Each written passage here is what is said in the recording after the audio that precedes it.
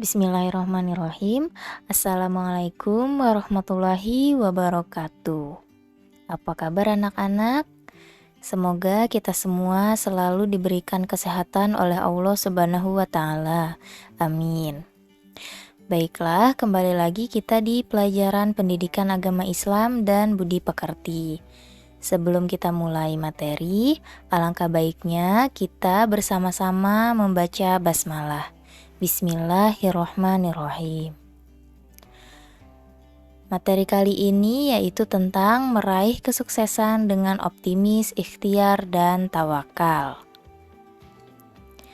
Pertama, di sini ada Quran Surat Az-Zumar ayat 53. Nah, Quran Surat Az-Zumar ayat 53 ini berbicara tentang optimis ya. Mari kita baca ayatnya bersama-sama. Bismillahirrahmanirrahim. Qul ya ibadiyalladzina asrafu ala anfusihim la taqnatu min rahmatillah. Innallaha yaghfirudz dzunuba jami'a. Innahu huwal ghafurur rahim. Artinya, wahai hamba-hambaku yang melampaui batas terhadap diri mereka sendiri, janganlah kamu berputus asa dari rahmat Allah. Sungguhnya Allah mengampuni dosa-dosa semuanya. Sungguh dialah yang maha pengampun, maha penyayang. Nah, maksud dari surat ini tuh apa? Nah, sini kita bahas isi kandungan dari Quran Surat Az-Zumar ayat 53. Yang pertama, Allah Subhanahu wa Ta'ala menyeru hamba-hambanya yang melampaui batas agar tidak berputus asa dari rahmat Allah. Maksudnya melampaui batas itu apa? Di sini juga dijelaskan. Setiap perbuatan yang bertentangan dengan Al-Quran dan Al-Hadis adalah perbuatan melampaui batas atau perbuatan dosa. Jadi semua perbuatan dosa, semua perbuatan yang salah, semua perbuatan yang bertentangan dengan Al-Quran dan Hadis itu disebut dengan perbuatan yang melampaui batas. Nah, di sini Allah Subhanahu wa Ta'ala ini menyuruh kepada hamba-hambanya yang perbuatannya melampaui batas itu agar tidak berputus asa dari rahmat Allah, agar tidak berputus asa dari ampunan Allah gitu ya. Agar tidak berputus asa dari hidayah Allah ya. Jadi kalau berbuat salah atau berbuat dosa itu kita jangan sampai pesimis bahwa tidak diampuni oleh Allah. Kita harus optimis bahwa kita akan diampuni oleh Allah, seperti itu. Selanjutnya, Allah Subhanahu wa Ta'ala akan mengampuni semua dosa asalkan hambanya mau bertobat. Artinya memohon ampunan kepada Allah. Jadi kalau kita berbuat salah, berbuat dosa, nanti Allah pasti akan mengampuni dosa kita asalkan kita bertobat. Artinya kita ini memohon ampunan kepada Allah atas dosa atau kesalahan yang telah kita perbuat. Nah, tadi kan ada tobat ya, apa pengertiannya itu memohon ampunan kepada Allah. Di sini ada yang disebut dengan tobat nasuha ya. Tobat juga mengandung pengertian menyesali perbuatan dosa dan berjanji tidak akan mengulangi lagi serta mengikutinya dengan kebajikan. Nah, tobat yang demikian disebut dengan tobat nasuha atau tobat yang sebenar-benarnya ya. Jadi kita tobat itu jangan asal ya, harus tobat nasuha. Di mana di sini kita menyesali perbuatan dosa kita. Jadi kalau kita berbuat salah, berbuat dosa, yang paling pertama kita lakukan itu kita menyesali dulu. Kalau kita menyesal nih sudah berbuat salah, menyesal sudah berbuat dosa gitu ya. Nah, setelah menyesal, kemudian kita berjanji tidak akan mengulangi lagi ya. Habis menyesal jadi kita berjanji bahwa kita tidak mengulangi perbuatan dosa lagi ya. Nah, sudah menyesal, tuh sudah janji tidak mengulangi lagi, diikuti dengan kita berbuat kebaikan ya. Nah, tiga tahap tersebut itu disebut dengan tobat nasuha. Selanjutnya, Allah Subhanahu wa taala telah mengajarkan kepada kita untuk senantiasa beristighfar.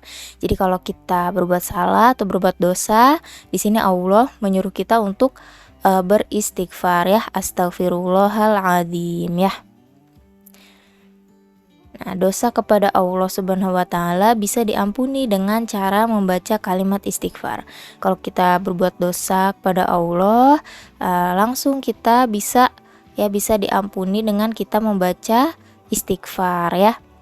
Tetapi kalau dosa kepada sesama manusia tidak cukup hanya dengan membaca istighfar. Di samping istighfar harus ada permintaan maaf kepada orang yang bersangkutan. Kalau kita berbuat salah kepada orang, yang pertama pasti kita harus beristighfar ya, karena kita melakukan kesalahan. Tapi selain beristighfar, kita juga harus meminta maaf kepada orang yang kita ini berbuat salah ke dia gitu. Jadi kita harus meminta maaf juga ke dia ya. Selanjutnya, kita harus selalu optimis akan mendapat rahmat Allah. Rahmat Allah akan diberikan kepada mereka yang bersungguh-sungguh mendekatkan diri kepadanya. Nah, di sini ya. Jadi kita ini dari awal juga sudah dijelaskan bahwa kita ini harus optimis bahwa kita ini akan mendapatkan rahmat dari Allah, akan mendapatkan hidayah dari Allah ya. Nah, rahmat Allah akan diberikan kepada hambanya yang bersungguh-sungguh untuk mendekatkan diri kepada Allah ya. Jadi hidayah atau rahmat Allah ini tidak langsung tidak langsung nyamperin kita gitu ya, tapi kita harus menjemput rahmat dan hidayah Allah dengan cara kita mendekatkan diri kepada Allah. Jadi kalau kita sudah mendekatkan diri kepada Allah, sudah berusaha, maka di sini Allah insya Allah akan mengirimkan rahmat dan atau hidayahnya kepada kita ya. Selanjutnya, kita harus memiliki sifat optimis dalam menghadapi hidup ini. Jika sifat optimis ini sudah tertanam dalam diri kita, maka kesuksesan hidup akan mudah diraih. Nah, dalam menjalani kehidupan ini kita harus memiliki sifat optimis ya, harus percaya diri gitu ya. Kalau misalnya kita optimis, percaya diri bahwa kita mampu, kita bisa gitu ya. Nah, kita insya Allah kesuksesan hidup itu akan mudah kita raih ya. Nah, jadi intinya Quran surat Az-Zumar ayat 53 ini berbicara tentang sifat optimis ya. Kita harus memiliki sifat optimis. Selanjutnya ada Quran surat An-Najm ayat 39 sampai 42. Nah, An-Najm ayat 39 sampai 42 ini berbicara tentang ikhtiar. Mari ya kita baca bersama-sama ayatnya. Bismillahirrahmanirrahim. Wa allaisa lil insani illa ma sa'a wa anna sa'yahu sawfa yura thumma yujzahul jazaa'al awfa wa anna ila rabbikal muntaha. Artinya, dan bahwa manusia hanya memperoleh apa yang telah diusahakannya, dan sungguhnya usahanya itu kelak akan diperlihatkan kepadanya, kemudian akan diberi balasan kepadanya dengan balasan yang paling sempurna, dan sungguhnya kepada Tuhanmu lah kesudahannya segala sesuatu. Nah, isi kandungan dari surat An-Najm ayat 39 sampai 42 yaitu yang pertama, Allah Subhanahu wa taala berjanji akan memberi balasan sempurna kepada orang yang mau berusaha keras. Jadi kalau ada orang yang berusaha keras ya, berikhtiar, nah di sini Allah akan memberi balasan yang sempurna, yang setimpal gitu ya. Yang setimpal dengan usahanya ya. Kemudian setiap usaha atau ikhtiar untuk memenuhi kebutuhan hidup hendaknya diawali dengan niat karena Allah Subhanahu wa taala semata. Jadi semua perbuatan yang akan kita lakukan ya. Nah, itu setiap usaha atau setiap ikhtiar yang akan kita lakukan harus dimulai dengan niat karena Allah. Jangan niatnya karena yang lain ya, harus dengan niat karena Allah Subhanahu wa taala. Yang ketiga, Allah Subhanahu wa taala akan mengaruniakan pahala berlipat ganda kepada mereka yang berikhtiar ya. Ikhtiar kan artinya usaha ya, berusaha. Nah, untuk orang yang berikhtiar, yang berusaha dengan keras ya, maka Allah akan memberikan pahala yang banyak, pahala yang berlipat ganda.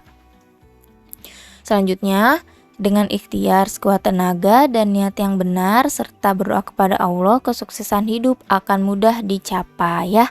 Jadi kalau kita hidup kita pengen sukses, ya kita harus ikhtiar, harus berusaha keras ya. Kemudian niatnya juga harus benar, harus niat karena Allah.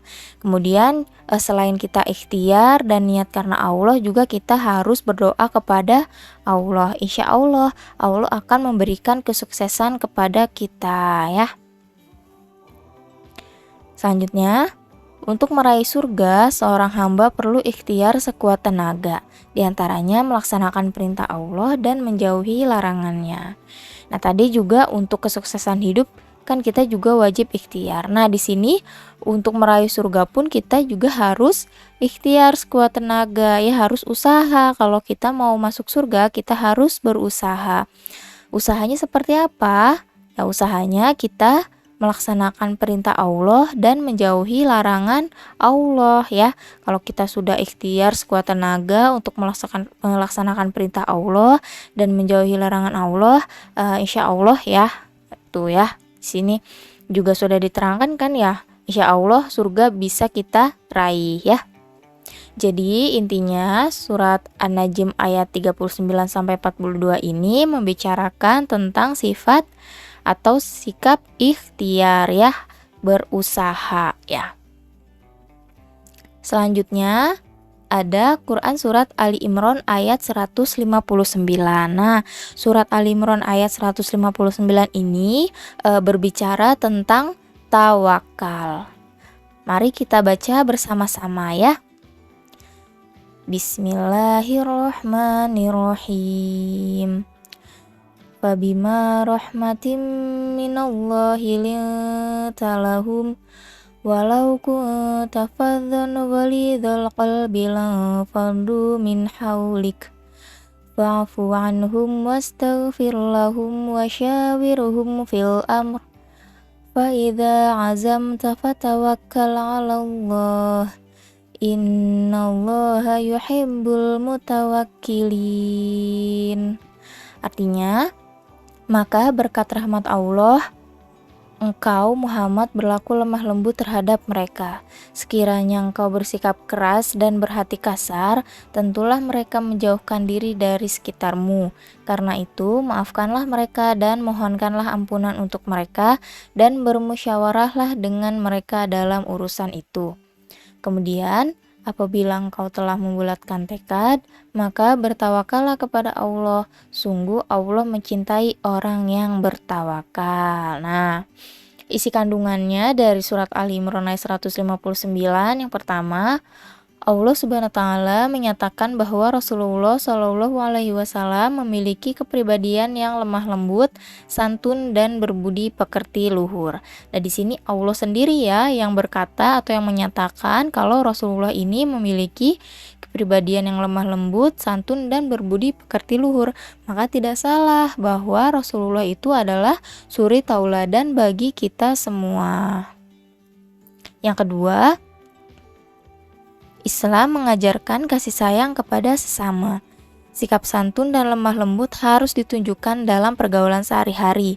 Akhlak mulia seperti ini akan menarik simpati orang lain sehingga mereka makin dekat dan akrab dengan kita. Nah, di sini Islam mengajarkan kalau kita ini harus memiliki sifat kasih sayang. Kita harus saling menyayangi kepada sesama manusia ya. Terus juga dalam pergaulan kita sehari-hari, dalam kehidupan kita sehari-hari, kita ini harus bersikap santun dan lemah lembut kepada sesama ya.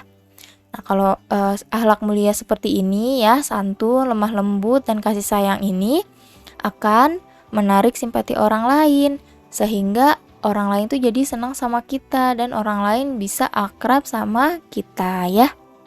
Yang ketiga, Allah Subhanahu wa Ta'ala memerintahkan Rasulullah SAW untuk memaafkan dan memohonkan ampun atas dosa dan kesalahan orang lain, terutama sahabat-sahabat Rasulullah. Nah, di sini Allah memerintahkan kepada Rasul untuk memaafkan kalau ada orang yang berbuat salah dan memohonkan ampun atas dosa dan kesalahan orang lain. Jadi selain kita memaafkan, juga memohonkan ampun atas kesalahan orang tersebut ya. Nah, tadi kan Allah memerintahkan Rasulullah ya untuk seperti itu ya, untuk memaafkan dan memohonkan ampun, dan demikian pula dengan kita. Sebelum seseorang meminta maaf kepada kita, hendaknya kita memberi maaf terlebih dahulu ya. Dengan saling memaafkan, hidup menjadi tenang, harmonis, dan tercipta kerukunan. Jadi kalau ada orang yang bersalah kepada kita, sebaiknya kita memaafkan terlebih dahulu sebelum orang itu meminta maaf kepada kita. Nah, itu perbuatan yang sangat baik ya, akhlak yang sangat baik ya. Nah, kemudian memerintahkan untuk mendoakan orang lain agar mendapat ampunan dari Allah. Jadi tadi selain kita memaafkan kesalahan orang lain, kita juga diperintahkan untuk mendoakan orang lain agar mendapat ampunan dari Allah. Jadi kita mendoakan dia juga agar dia diampuni oleh Allah atas kesalahan yang dia perbuat ya. Selanjutnya, bermusyawarah untuk menyelesaikan masalah. Musyawarah bertujuan mencari solusi terbaik atas sebuah masalah. Jadi di sini di Ali Imran ayat 159 juga dijelaskan kalau misalkan kita ada masalah, ada perdebatan gitu ya. Nah, kita diperintahkan untuk bermusyawarah untuk menyelesaikan masalah tersebut ya. Nah, di sini musyawarahnya ini bertujuan untuk mencari solusi terhadap permasalahan yang sedang kita alami ya. Nah, agar tujuan ini tercapai perlu dijunjung tinggi etika bermusyawarah ya. Agar tercapai nih solusi yang terbaik, maka kita harus menjunjung tinggi etika bermusyawarah ya. Di antaranya bersikap lemah lembut. Jadi selama musyawarah kita harus bersikap lemah lembut, tidak boleh kasar ya. Kemudian santun dalam berpendapat. Jadi kita dalam menyampaikan pendapat itu harus dengan perkataan yang baik, yang sopan, yang santun ya. Jangan sambil bahasanya sekarang yang ngegas gitu ya. Nah, itu kita harus santun dalam berpendapat. Kemudian menghargai pendapat orang lain ya. Jadi dalam bermusyawarah kita harus menghargai pendapat orang lain. Jangan pendapat orang lain itu kita salahkan gitu ya, terus kita rendahkan gitu ya, terus kita cuman mentingin pendapat kita sendiri. Nah, itu tidak boleh ya. Kita harus menghargai pendapat orang lain. Kemudian tidak mudah menyalahkan orang lain ya, itu ya. Jadi kalau lagi bermusyawarah kita nggak boleh main salah-salahan, karena kan tujuannya kita harus mencari solusi yang terbaik gitu ya. Jadi jangan saling menyalahkan, cari jalan tengahnya gitu ya. Selanjutnya, jika hasil musyawarah sudah diputuskan, semua harus menerima dan melaksanakannya. Nah, tadi kan dalam musyawarah misalkan sudah ditemukan solusi yang terbaik. Nah, solusinya ini harus kita terima dan harus kita laksanakan ya. Hasil musyawarah dilaksanakan dengan penuh tanggung jawab dan bertawakal kepada Allah. Jadi solusinya tadi sudah kita laksanakan, langkah selanjutnya itu kita tawakal kepada Allah, berserah diri kepada Allah ya. Tawakal artinya menyerahkan hasil usaha kepada Allah. Nah, manusia wajib berusaha sekuat tenaga, setelah itu pasrahkan hasilnya kepada Allah. Nah, ini tidak hanya dalam bermusyawarah ya, dalam kehidupan juga seperti itu. Misalkan kita punya suatu tujuan, kemudian kita berusaha keras untuk mencapai tujuan tersebut. Kita melakukan ini itu, pokoknya melakukan ikhtiar atau usaha agar kita mencapai tujuan tersebut. Tapi kalau misalkan kita sudah ikhtiar, kita sudah berusaha keras, maka langkah selanjutnya kita tawakal kepada Allah, kita berpasrah diri ya. Jadi berpasrah diri, ya udahlah hasil akhirnya gimana Allah gitu ya. Nah, itu namanya tawakal. Yang penting kita sudah berikhtiar atau berusaha ya.